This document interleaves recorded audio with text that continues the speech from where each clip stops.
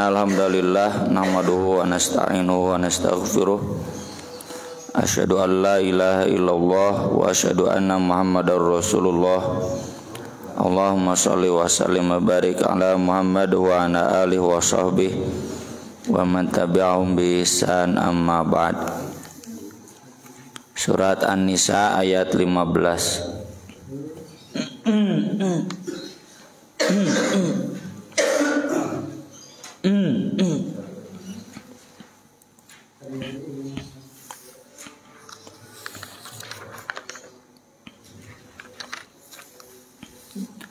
A'udzu billahi minasy syaithanir rajim.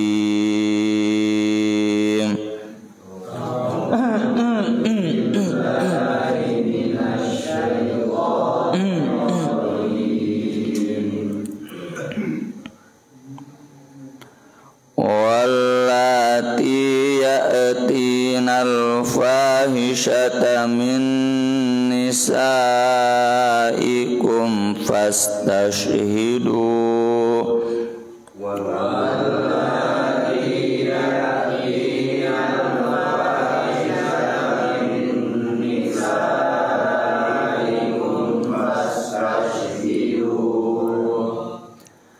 fastashhidu alaihinna arba'atan minkum. Fastashhidu alaihinna arba'atan minkum. Fa in shahidu fa amsikuhunna fil buyuti hatta yatawaffahunnal maut.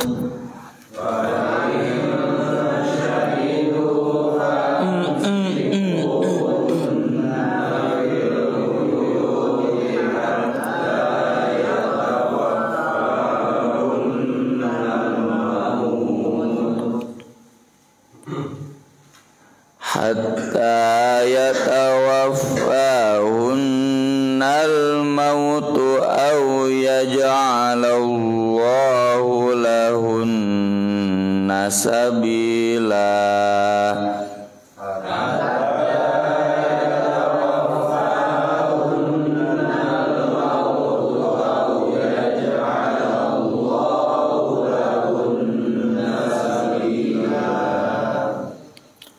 Walladzani ya'tiyaniha minkum fa'adhuhuma. Walladzani ya'tiyaniha minkum fa'adhuhuma. Fa in taba wa aslaha fa'aridu anhuma.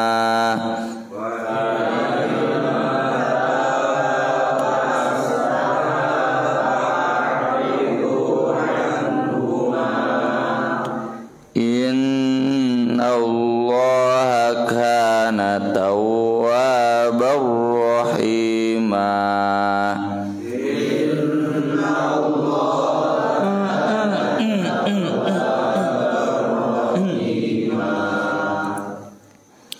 Pengawian di ayat 15 J2 tilu. Wallati ya'tinal fahishata min nisaikum fastashhidu alaihinna arba'atan minkum. Fa in syahidu fa amsikuhunna fil buyuti hatta yatawaffahunnal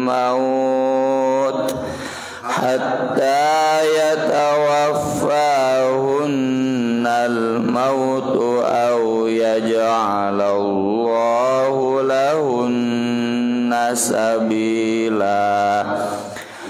Walladzani ya'tiyaniha minkum fa'adhuhuma fa in taba wa aslaha fa'aridu anhuma innallaha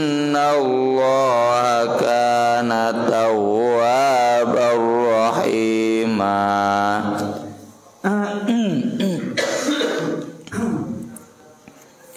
Ayat-ayat ini berpindah tema ya, kemarin seputar waris, khususnya waris anak yatim dan keterkaitannya dengan pengurusan anak yatim. Sedangkan mulai dari ayat ini dan berikutnya ini tentang hubungan lelaki perempuan, khususnya suami istri, dan bagaimana aturan-aturan tentang kehidupan rumah tangga.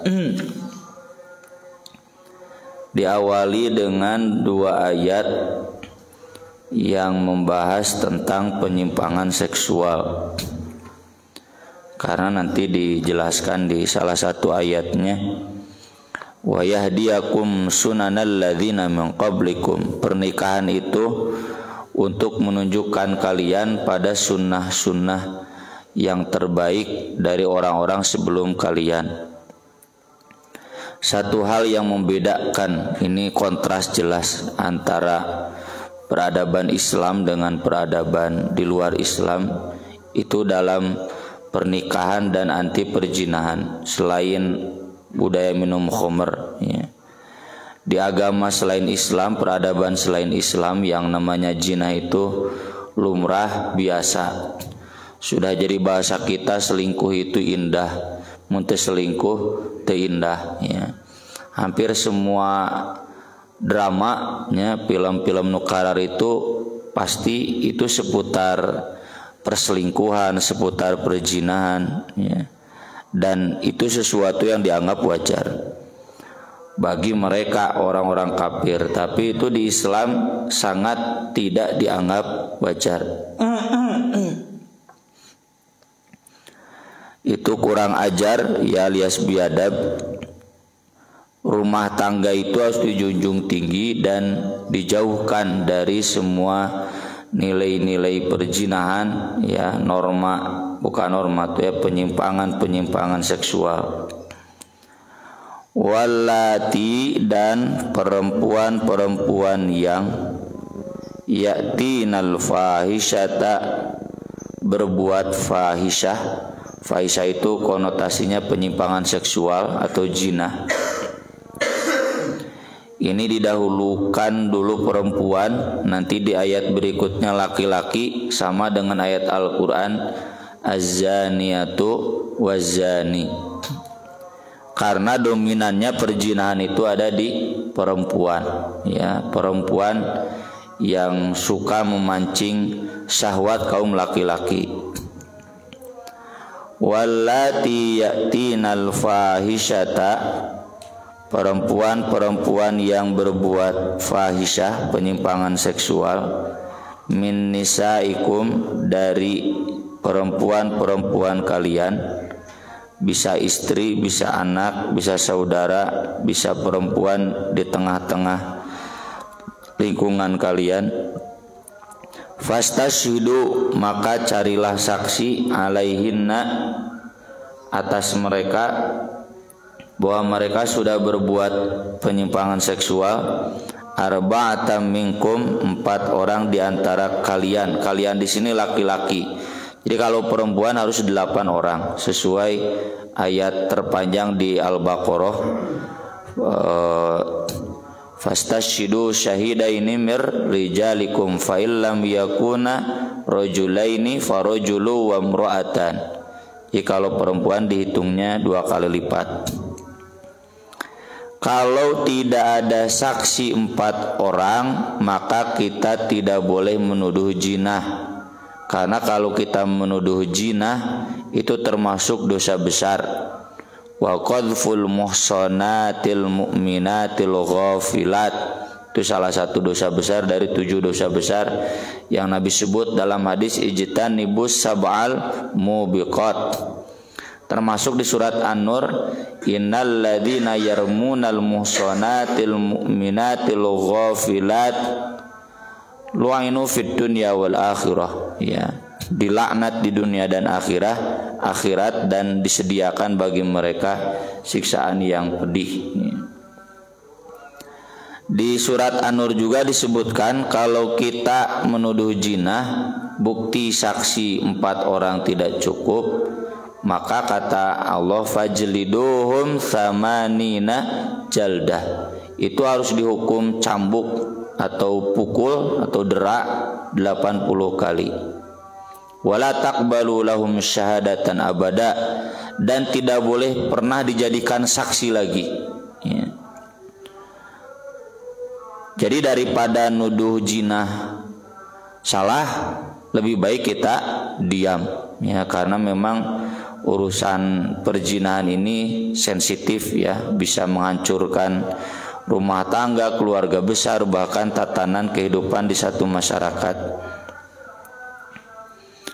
Saksi ini hari ini di masa modern, ya, itu bisa ditunjang dengan bukti. Buktinya kan bisa bukti visum kah, bukti apa, ya. Jadi kalau ada bukti, ya, termasuk pengakuan, ad-da'wa wal bayinat, ada di Bulughul Maram pembahasannya khusus. Kalau ada pengakuan dari pelakunya, seperti kasus perempuan Al-Ghamidiyah, ya, padahal mereka dia perempuan Yahudi, ya.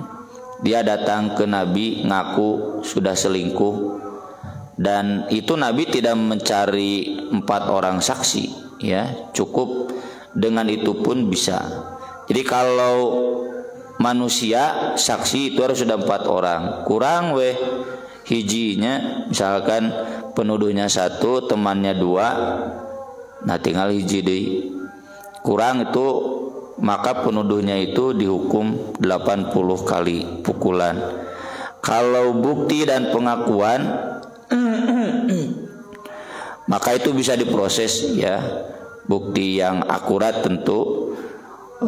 Berapanya ini nanti ditentukan oleh pemerintah, ya, bukti itu. Contoh di KPK, kalau ada 2 bukti, kalau 1 itu nggak bisa ditetapkan tersangka, harus 2 bukti. Nah di syariat Islam bukti setahu saya itu tidak ditentukan dalam dalil, melainkan dikembalikan kepada kebijakan pemerintah. Fa'in syahidu, jika mereka bersaksi bahwa perempuan itu sudah selingkuh atau zina, fa'amsikuhunna, maka tahanlah mereka, kurunglah mereka, fil buyuti, di rumah, hatta yatawaffahunnal maut, hingga datang mewafatkan mereka, mati. Kurung di imah nepikeun ka paeh, ya. Itu hukuman yang pantas buat orang yang selingkuh atau berzina. Atau yaj'alallah, hingga Allah menjadikan lahunna, bagi mereka, sabilan, jalan. Nanti dijelaskan oleh Nabi dalam hadis, khudu anni qad ja'alallah lahunna sabila. Allah sudah memberikan jalan untuk perempuan-perempuan yang berzina. Maksudnya ada hukum baru yang menasakh as-sayyib bis-sayyib wal bikru bil bikri, baik itu yang sayyib itu yang pernah menikah, ataupun al-bikru itu yang belum pernah menikah. As-sayyib jaldu mi'atin wa rajmun bil hijarah, kalau itu pernah menikah dicambuk 100 kali dan dirajam dengan batu. Rajam itu dihukum mati, dilempar batu. Mun nama batuna batu peluru we, ngaratu kudu loba teuing. Langsung kanu dadana ban paeh.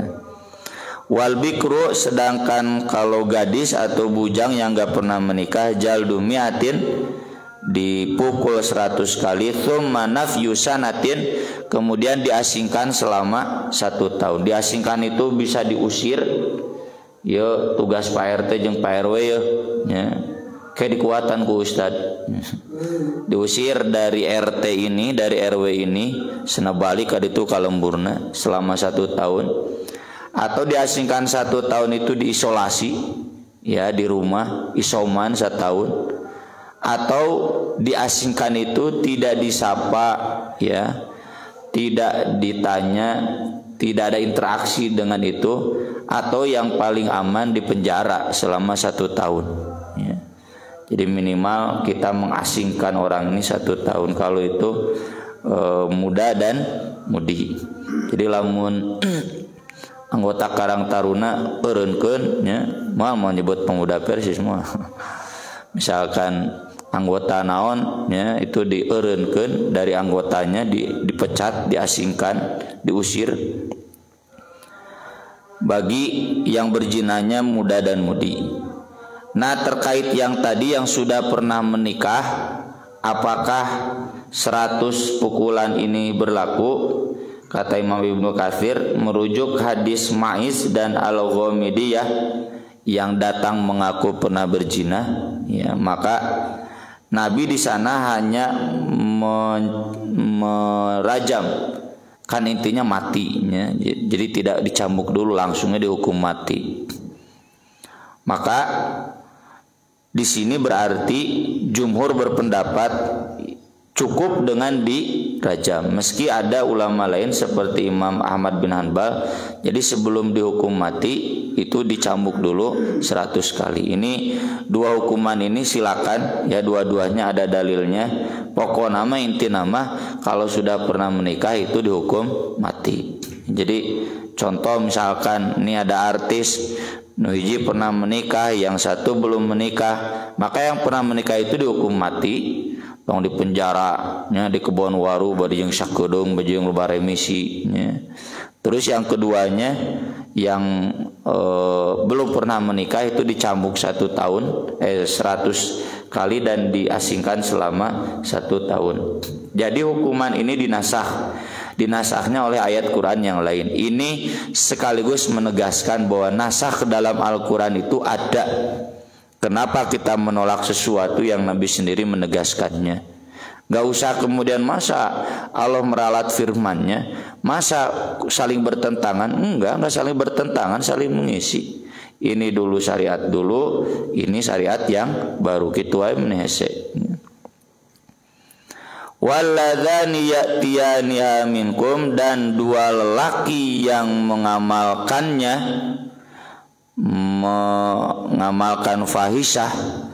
Fahisyah di sini adalah zina, minkum di antara kalian, fa'aduma, maka hukumlah mereka berdua.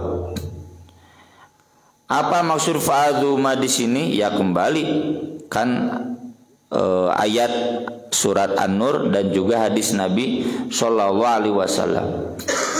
Untuk cambuk, ya, bagi yang muda-mudi itu di Al-Quran ada, azaniyatu wazani fajlidu kulla wahidin minhuma mi'ata jaldah. Tapi kalau rajam itu dulu pernah ada di ayat Al-Quran, tapi kemudian dihapus. Kata Umar bin Khattab, ya, asy-syaikhu wasy-syaikhatu idza zanaya fajlid farjumuhuma albatata. Itu dulu ayatnya ada, tapi kemudian dihapus ayat tersebut. Diluhur.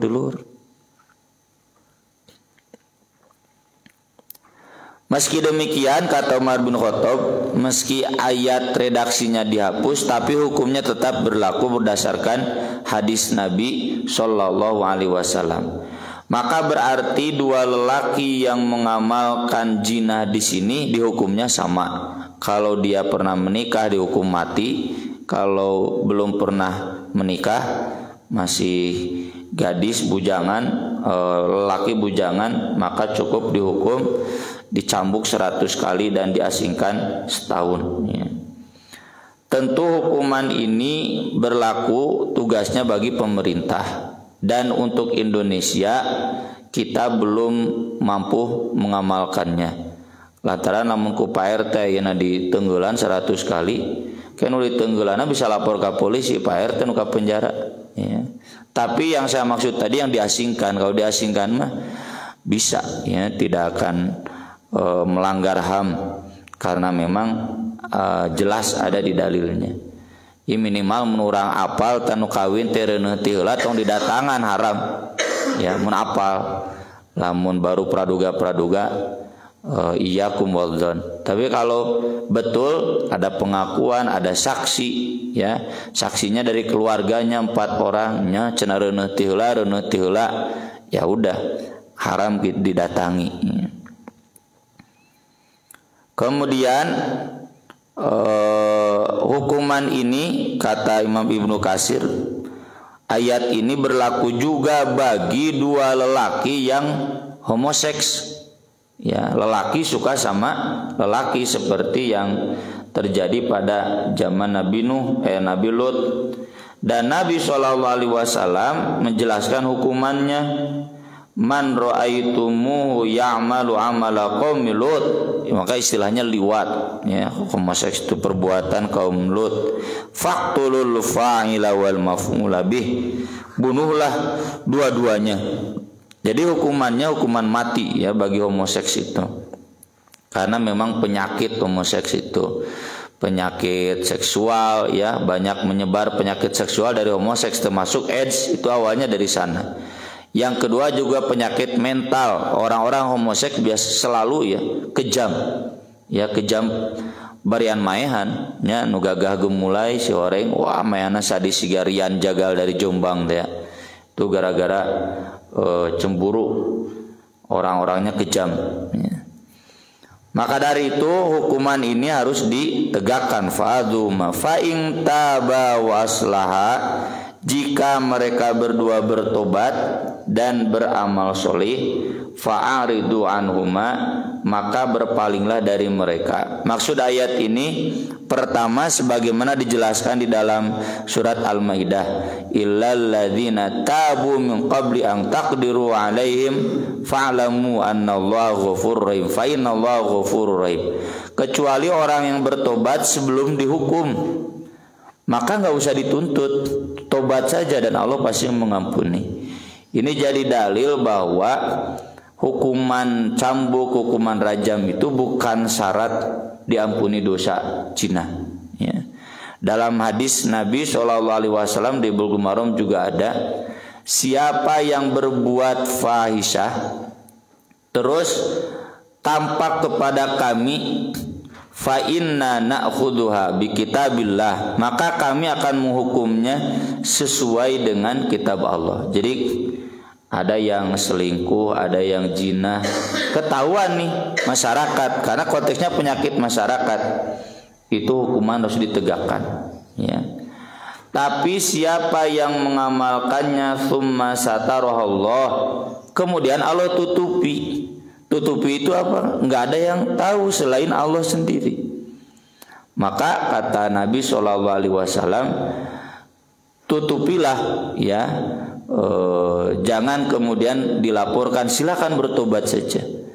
Jadi Nabi sendiri menganjurkan agar hukuman ini tidak ditegakkan secara masif, ya. Dan oleh karena itu haram tajassus. Tajassus itu nguntitnya, meneliti, cari-cari kesalahan. Siapa berarti wah dicari datanya, itu nggak boleh. Kalau memang dia melakukan tidak ada yang tahu, cukup tobat, Allah pasti menerima tobatnya. Tapi kalau ketahuan, apalagi terang-terangan, ya, ngaku diwawancara di YouTube, saya pernah ini bangga, tan gitu mah tewak, ya. Karena jadi penyakit sosial, tewak dan dihukum. Termasuk kalau mereka mengamalkan homoseks, dihukumnya hukum mati. Kemudian yang kedua, maksud ayat fa'in taba waslaha ini ditujukan kepada pelaku penyimpangan seksual yang tidak dihukum mati, ya. Misalkan tadi dihukum cambuk, diusir, lalu kemudian bertobat, dan solih, maka fa'ridu anhuma, ya sudah, abaikan. Jadi nggak usah diungkit-ungkit lagi masa lalunya. Innallaha kana tawwabar rahima, karena sesungguhnya Allah Maha penerima taubat dan Maha penyayang. Ayat ini nanti disambung dengan ayat tentang taubat, menunjukkan bahwa bagi siapapun ya yang pernah terlibat dosa besar ini, jangan ada putus asa, ya. Cukup bertobat dengan baik, khususnya di Indonesia, karena tidak ada hukuman pidana yang islami. Cukup dengan bertobat, maka Allah pasti menerima tobatnya. Aku lo qouli hadza wa astaghfirullah li wa lakum, subhanakallahumma bihamdik, asyhadu an la ilaha illa anta, astaghfiruka wa atubu ilaik. Wassalatu wassalamu ala Rasulillah. Wassalamu alaikum warahmatullahi wabarakatuh.